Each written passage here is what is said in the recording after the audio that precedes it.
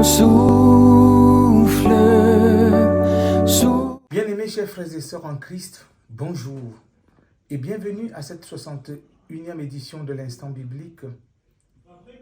Aujourd'hui, nous recevons le pasteur Yvan Doulière, pasteur à la retraite, et c'est un plaisir de l'accueillir, qui a voulu partager avec nous sa lecture de Matthieu 1, les versets 16 à 25. Ce n'est pas tous les jours qu'on peut revenir sur le même texte. La semaine dernière déjà, c'était Didier qui était particulièrement dans le même texte. Alors, je vais lui laisser la parole pour qu'il partage avec nous ce qu'il a reçu. Merci. Évangile selon Matthieu, chapitre 1, versets 16 à 23. Il y eut 14 générations d'Abraham à David, 14 générations de David jusqu'à la déportation à Babylone, et finalement 14 encore depuis cette déportation jusqu'au Christ. Voici dans quelles circonstances Jésus-Christ vint au monde. Marie, sa mère, étant fiancée à Joseph, se trouva enceinte par la puissance du Saint-Esprit, avant qu'il n'ait eu de relation conjugale. Joseph, son futur mari, était un homme bon et droit. Il ne voulut pas lui faire un affront public et l'exposer à perdre son bon renom. C'est pourquoi il se proposa de rompre discrètement avec elle. Pendant qu'il pesait le pour et le contre de cette éventualité, un ange du Seigneur lui apparut en rêve et lui dit « Joseph, fils de David, n'hésite pas à accueillir chez toi Marie comme ta femme, car l'enfant qu'elle porte en elle vient de l'Esprit Saint. Elle donna naissance à un fils et on l'appela Jésus, c'est-à-dire Sauveur. C'est en effet lui qui sauvera son peuple de ses péchés. Tout cela arriva pour accomplir la prédiction que le Seigneur avait inspirée aux prophètes. Voici, une jeune fille vierge deviendra mère, et elle donnera le jour à un fils, et on l'appellera Emmanuel, ce qui veut dire Dieu avec nous. Joseph, à son réveil, fit ce que l'ange du Seigneur lui avait commandé. Il reçut chez lui sa fiancée et la prit pour femme. Mais il n'eut pas de relation avec elle avant qu'elle eût mis au monde un fils auquel il donna le nom de Jésus.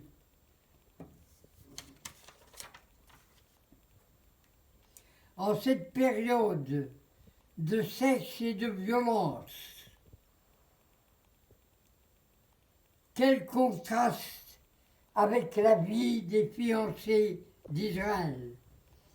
Quel merveilleux spectacle que ces fiancés qu'étaient Joseph et Marie. Un contraste exemplaire. Un contexte si différent du laxisme actuel. En relisant le livre de la sagesse et celui du Siracide au bout de la Tobe, j'ai de nouveau été frappé par leur insistance.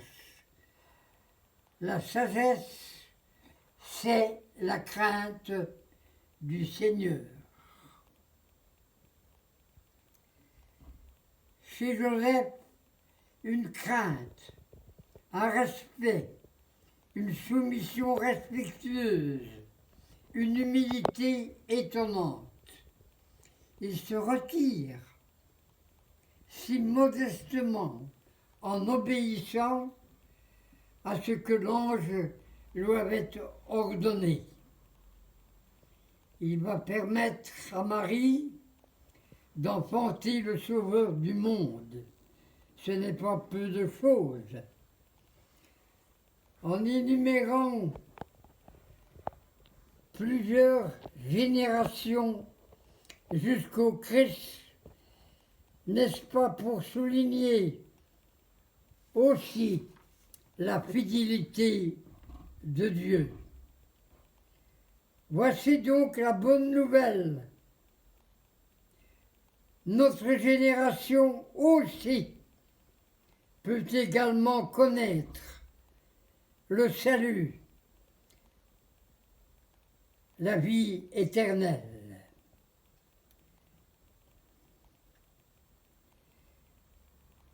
En constatant la grâce divine, nous sommes éblouis. Nous ne pouvons qu'adorer Dieu venu lui-même jusqu'à nous à travers Jésus-Christ.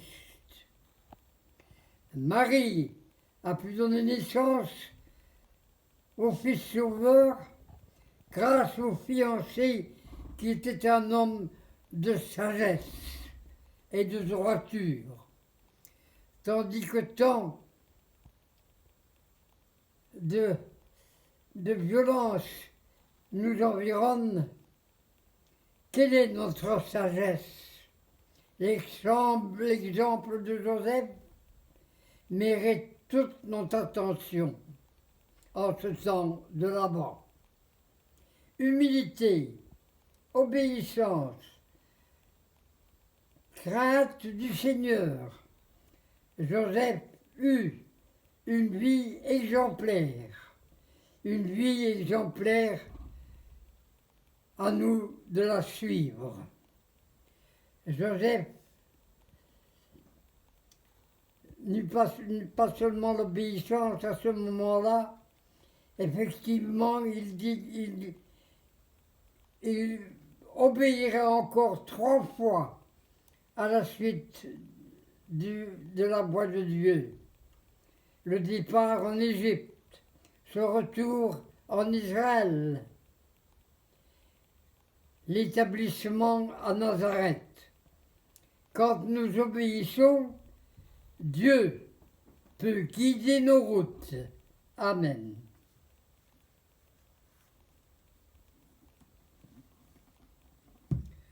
Nous prions. Ô Dieu, oui, nous sommes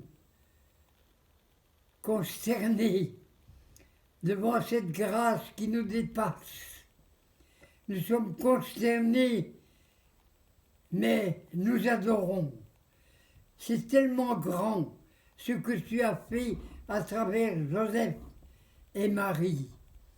Bénis nos routes, qu'elles soient faites, elles aussi, d'obéissance et de la crainte du Seigneur.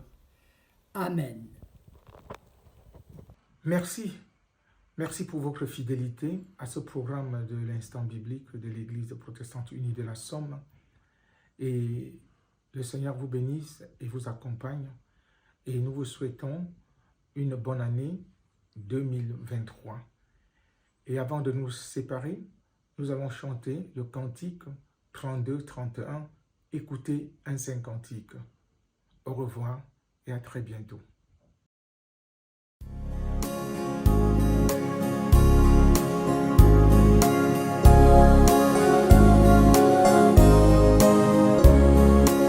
Écoutez un saint cantique vient d'éclater dans les cieux. C'est un hymne magnifique, c'est un chant simple et joyeux. Les voix parcourant l'espace disent aux humains surpris. La loi fait place à la grâce et Moïse à Jésus-Christ.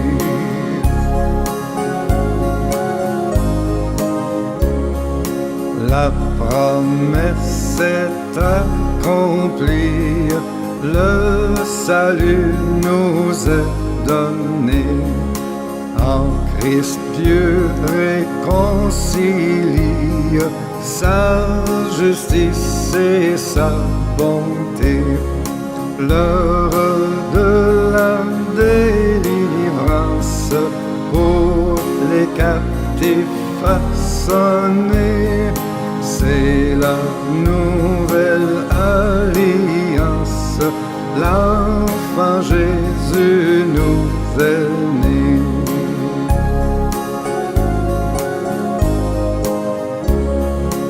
Et soudain perçant le voile du firmament ténébreux, l'éclat nouveau d'une étoile vers Judas jette ses feux. Les mages à sa lumière accourent de l'Orient, et pour rendre gloire au Père, ils vont adorer l'enfant.